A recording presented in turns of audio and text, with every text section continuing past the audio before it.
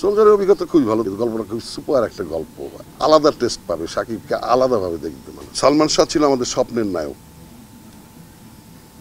সবাই তাকে পছন্দ করতো, আমরা, আমাদের মারা ছবি দেখতো, বাবারা ছবি দেখতো, তার ইয়াং জেনারেশন তখনকার যারা ছিল তাদের তো একদমই মুগ্ধ ছিল তার প্রতি। সে অকালে তার মৃত্যু হয়েছে, এটা আমাদের ইন্ডাস্ট্রির জন্য বিশাল এক ক্ষতির বিষয়, এটা অস্বীকার করার কোনো জায়গা নাই। আজকে শাকিব খান আছে, সালমান শাহ যদি বেঁচে থাকতো তাহলে সাথে সালমান শাহ যোগ হতো, সিয়াম আছে, নিশু আছে, আরফিন শুভ আছে, এরকম অনেকেই আছে, তাহলে আমাদের চলচ্চিত্র অনেক মানে অনেকটা এগিয়ে যেত, মানে ভাবাই যায় না, এই দুরবস্থা থাকতোই না। তো আমি যেটা বলতে চাই সেটা হচ্ছিল, একটা ঘটনা ঘটেছে, সেটা আইনি তদন্ত চলছে, তদন্ত শেষ না হওয়া পর্যন্ত আমার মনে হয় এটা নিয়ে মন্তব্য করা ঠিক হবে না। যদি যে দোষী হবে অবশ্যই আমরা চাই সে শাস্তি পাক।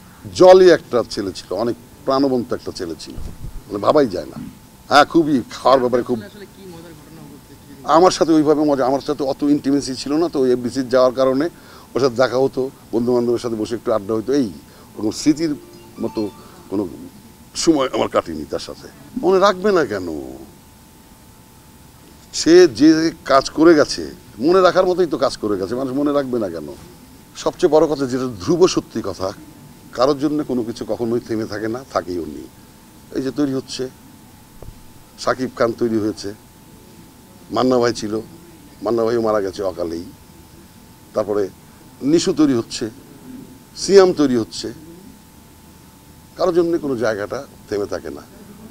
তবে সবাই মিলে কাজ, কম্পিটিশন প্রতিযোগিতার মধ্যে যে কাজ করার আনন্দ, সেই আনন্দটা দরকার। আসলে বিষয়টা হচ্ছে জন্ম, মৃত্যু, বিয়ে, এই তিন সত্যি নিয়ে এমন একটা বিষয় কেউ আপনি বলতে পারেন, আজকে এই যে আমি কথা বলছি বর্ধা মিঠু, কিছুক্ষণ পরই হয়তো আপনি শুনবেন একটা ফোন কল গেল আপনার কাছে যে বর্ধা তো আর নেই।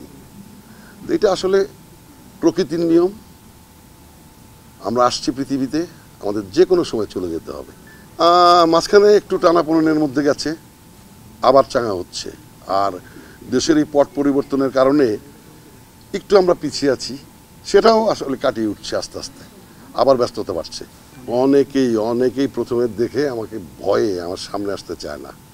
অনেক ডিরেক্টর আজকে অনেক জুনিয়র ছেলেদের সাথে কাজ করছি, তারা তো প্রথমে আমাকে ভয়ে নিত না, ওরে বাবা রাগী লোক, এই ওই। যখনই আমি সেটে গেছি, কাজ করছি ওদের সাথে, আমার ওদের ধারণাটা চেঞ্জ হয়ে গেছে। আসলে দেখতে মনে হয় যে হালুম, কিন্তু না, অন্তরটা খুবই নরম এবং খুবই আনন্দ এবং মজা করার মতো মানুষ আমি।